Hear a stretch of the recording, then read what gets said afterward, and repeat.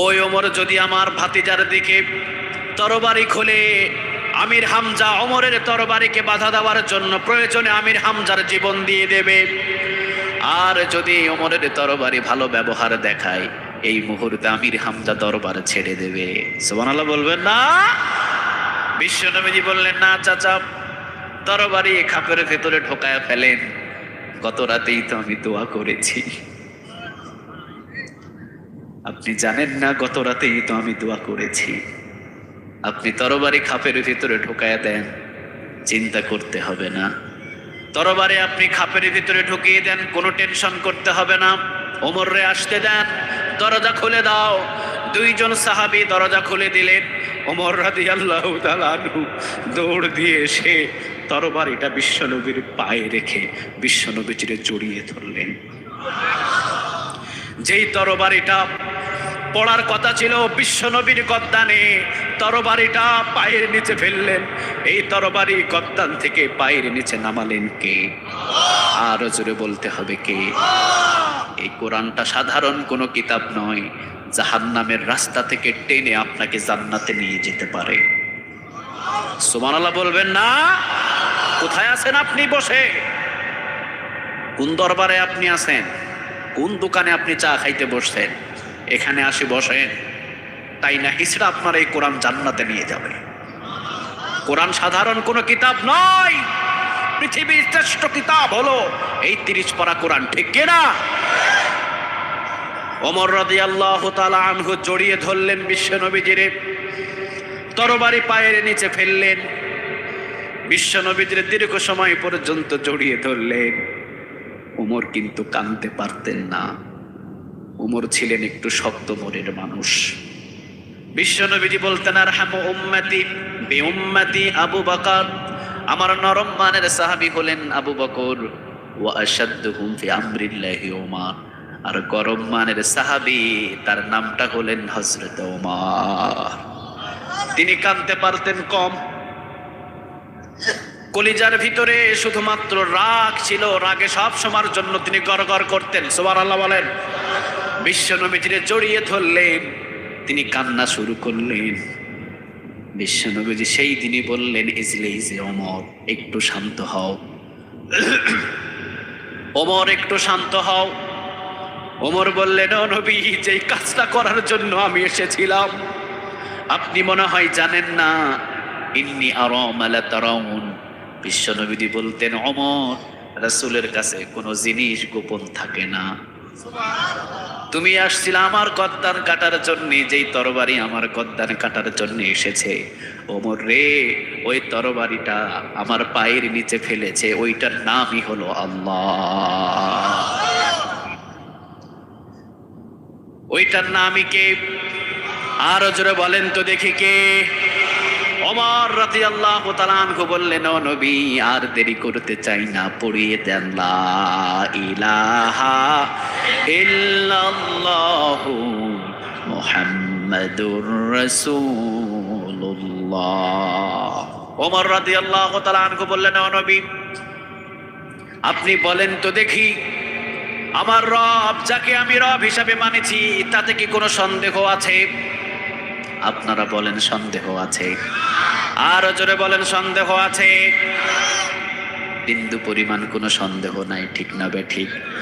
ওমর রাদিয়াল্লাহু তাআলা আনহু বললেন, নবী, যেই রবকে আমি ওমর রাদিয়াল্লাহু তাআলা আনহু রব হিসাবে স্বীকার করেছি, বলেন তো দেখি ও নবী, ওই রবের ভিতরে কোনো সন্দেহ আছে? বিশ্ব নবীজি বললেন, না রে ওমর, পৃথিবীর সব প্রতিমার ভিতরে ভেজাল, একজন রব, তিনি হলেন আল্লাহ, তার ভিতরে বিন্দু পরিমাণ কোনো সন্দেহ নাই।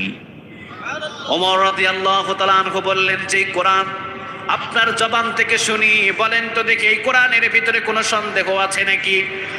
বিশ্বনবীজি বললেন, না রে ওমর, এইটাই হলো সত্য কিতাব, এর ভিতরে কোনো সন্দেহ নাই। এইবার বিশ্বনবী সাল্লাল্লাহু আলাইহি ওয়াসাল্লামের দরবারে ওমর বললেন, আপনি কি সত্য নবী? কোনো সন্দেহ আছে নাকি? বিশ্বনবীজি বললেন, না ওমর, আমার ভিতরেও কোনো সন্দেহ নাই, কোনো ধরনের সন্দেহ নাই। ওমর বললেন, সব যদি সত্য হয়, এই বিষয়গুলো গোপন থাকবে কেন? গোপন থাকবে কেন এই বিষয়গুলো? এই বিষয়গুলো এখন প্রচার হবে, প্রকাশ্যে প্রচার করতে হবে। বিশ্বনবীজি বললেন, ওমর, গন্ডগোল ফাসাদ বেড়ে যাবে। ওমর বললেন, ও নবী, গন্ডগোল যে বাদাইতে আসবে, ওমরের তরবারি তাকে ছাড়বে না। কে আসবে গন্ডগোল বাজাতে বলেন? বা স্টেজে কথা হবে না, স্টেজে শুধু ইশারা ইঙ্গিতে কথা বলেন। কে গন্ডগোল বাঁধাতে আসবে? ও নবী, যেই তরবারি এসেছিল আপনার গর্দান কাটার জন্য, ওই তরবারি আজ থেকে ইসলামের জন্য হাতে নিলাম। আসলে ওমরের মতো একজন বীরকে কবুল করলেন কে? আর জোরে বলেন তো দেখি কে? ওমর রাদিয়াল্লাহু তাআলা আনহু বললেন, সব যদি সত্য হয়, সত্য কথা গোপন থাকবে কেন? সত্য কথাগুলো প্রকাশ হবে।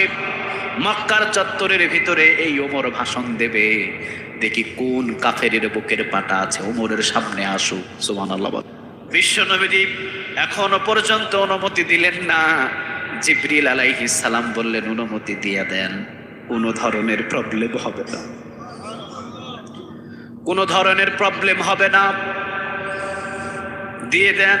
কারণ ও নবী, আপনি জানেন না এমন একজনকে ইসলামের জন্য কবুল করে নিয়েছেন। বিশ্বনবীজি পরবর্তীতে বললেন, ওমর হলেন এমন সাহাবী, লাউ কানা নাবিয়্যুম মিন বা'দি লাউ কানা ওমর। আমি বিশ্বনবীর পরে যদি আরেকজনকে নবী হিসাবে দুনিয়াতে পাঠানো হতো, আমার আল্লাহ ওমরকে নবী হিসাবে পাঠিয়ে দিতে। ও বিশ্বনবীজি বললেন, ঠিক আছে ওমর, যাও, 40 জনের কোটা, 40 জন সাহাবী আছে, এই 40 জনরে নিয়ে যাও। ওমর রাদিয়াল্লাহু তাআলা আনহু ডান দিকে 20 জন দিলেন, বাম দিকে 20 জন দিলেন, দিয়ে ওমর ভেগে চলে গেলেন। ওমরকে এইরকম, হ্যাঁ, ডান দিকে 20 জন, বাম দিকে 20 জন, ওমর পালাই চলে গেছে। ওমরকে এইরকম, কথা বলেন, এইরকম। এইটা ভাগন না বেটা না? সুবহানাল্লাহ বলে। এটা ভাগন না বেটা না? ডান দিকে দিলেন 20 জন, বাম দিকে দিলেন 20 জন। ওমর রাদিয়াল্লাহু তাআলা আনহু বললেন, কোনো ধরনের প্রবলেম নাই, তোমাদের এই 40 জনকে নিয়ন্ত্রণ অর্থাৎ চতুর্দিকে নিরাপত্তা দেওয়ার জন্য ওমর 24 ঘন্টা প্রস্তুত। দেখি কার বাপের বেটা আছে, কোন দিক থেকে আক্রমণ করে। সুবহানাল্লাহ বলবেন না? ওমর বললেন, ডান দিক থেকে আক্রমণ করলে ওমর এইটার প্রতিবাদ করবে, বাম দিক থেকে করলেও প্রতিবাদ করবে, সামনের দিক থেকেও করলে প্রতিবাদ করবে, পিছন থেকে করলেও প্রতিবাদ করবে। ওমর রাদিয়াল্লাহু তাআলা আনহু মক্কার চত্বরের কাছাকাছি গেলেন, পিছন থেকে সামনে গিয়ে দৌড় দিয়ে ওমর রাদিয়াল্লাহু তাআলা আনহু 40 জনরে নিয়ে একটা তাকবীর দিয়ে দিলেন, লিল্লাহে তাকবীর, লিল্লাহে তাকবীর, তাকবীরটা দিয়ে দিলেন ওমর রাদিয়াল্লাহু তাআলা আনহু মক্কার চত্বরের ভিতরে। মক্কার আনাচে কানাচে যত কাফের ছিল, সব কাফের গুলো দৌড় দিয়ে এসেছে, দরজা খুলে বল্লম নিয়ে বাহির হয়েছে। সামনে দেখে ওমর, বল্লমটা কাঁপতে কাঁপতে মাটিতে পড়ে গেছে, পিছন দিক দিয়ে ভেগে গেছে, কাফের সামনে আসার ক্ষমতা নাই। সরাসরি সম্প্রচার দেখতে কি কোনো সমস্যা হচ্ছে নাকি একটু জানাবেন। জানালা খুললেন, তীর ধনুক নিলেন, মারবে। কে মক্কার চত্বরের ভিতরে আল্লাহর ধ্বনিতে তাকবীর দেয়? কার এত বড় সাহস? জানালা খুলেই দেখলেন ওমর, তীর হাত কাঁপতে কাঁপতে পড়ে গেছে। যেইভাবে পিছন দিকে টেনেছিলেন, পিছন দিকে টেনেই ছেড়ে দিয়েছেন, সামনে যাওয়ার তীরের ক্ষমতা নাই। মক্কার চত্বরের ভিতরে ওমর রাদিয়াল্লাহু তাআলা আনহু যখন তাকবীর দিলেন, আবু জেহেল দৌড় দিয়ে আসলেন। কার এত বড় বুকের পাটা? মক্কার চত্বরের ভিতরে এসে আল্লাহর ধ্বনিতে তাকবীর দেয়। দৌড় দিয়ে এসে দেখেন সামনে ওমর, এমন ভাবে ব্রেক করলেন, টায়ার পোড়া গন্ধ ছুটে গেছে। হার্ট ব্রেক করলে ওই জায়গায় টায়ার পোড়া গন্ধ ছোটে কি ছোটে না? এমন ব্রেক করলেন, আবু জেহেল ওমর রে দেখে, সর্বনাশ, যারে পাঠালাম গর্দান কাটার জন্যে, হে দেখি এখন আল্লাহর তাকবীর দেয়। সেকেন্ডের ভিতরে কবুল করেন কে? আর জোরে বলেন তো দেখি কে? ও ভাই, দোকানে বসে থাকলে খবরদার, ওমরের মতো হেদায়েত আপনি পাবেন না। কোরআনের ময়দানে বসতে দেরি, একটা ওসিলায় হেদায়েত দান করে দিতে পারে কে? হেদায়েতের মালিক পৃথিবীর কেউ নয়, হেদায়েতের মালিকটা কে? আর জোরে বলেন তো দেখি কে? ওমর রাদিয়াল্লাহু তাআলা আনহু কানি চোখ দিয়ে দেখলেন আবু জেহেল দাঁড়িয়ে আছে। 40 জনকে নিয়ে ওমর মক্কার চত্বরের ভিতরে গেলেন, মক্কার দরজার কাছে গেলেন। মক্কার দরজার কাছে যে ওমর রাদিয়াল্লাহু তাআলা আনহু 40 জনের সামনে নিলেন। কিন্তু মক্কার চত্বরে তো 40 জন নয়, হাজার হাজার কাফের গুলো এই 40 জনকে ঘেরাও করেছে। ওমর রাদিয়াল্লাহু তাআলা আনহু উঁচু একটা জায়গায় উঠলেন, হাতের ভিতরে তরবারি নিলেন, 3টা ঘোষণা দিলেন। জোরে বলেন কয়টা? আরো জোরে বলতে হবে কয়টা?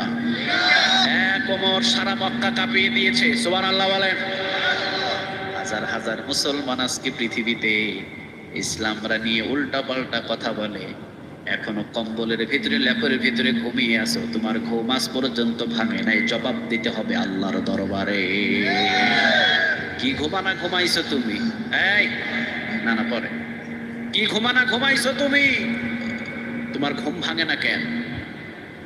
ইসলামটারে জবাই করে দিচ্ছে, এরপরও তোমার ঘুম ভাঙে না, ঠিক কিনা?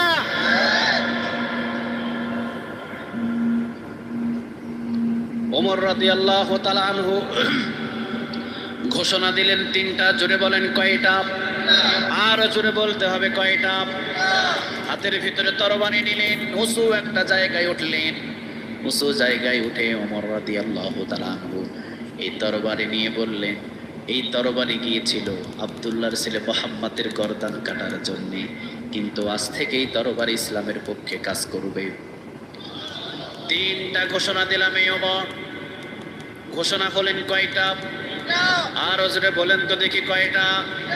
আজ যদি পৃথিবীর ভিতরে সমস্ত মুসলমান এক কাতারে এসে ওমর রাদিয়াল্লাহু তাআলা আনহুর এই ঘোষণা যদি আবার ছাড়তেন, আল্লাহর কসম করে বলি নাস্তিকের বাচ্চাগুলো ইন্দুরের গর্তটা খুঁজে পেত না।